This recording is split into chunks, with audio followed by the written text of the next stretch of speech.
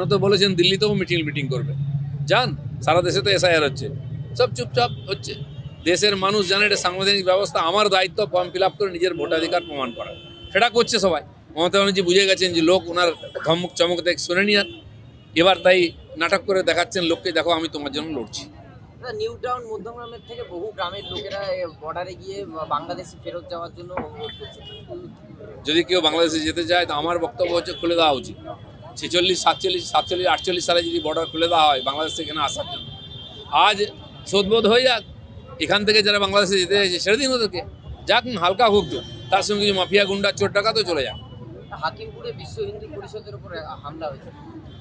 না, যারা এই যে অশান্তি করে এসআইআর বন্ধ করতে চাইছে, অশান্তি করতে চাইছে, তারা এই ধরনের কাজ করছে। সেখানে হামলার কোনো জায়গা নেই, কিছু নেই, সবাই সবার বক্তব্য রাখছে।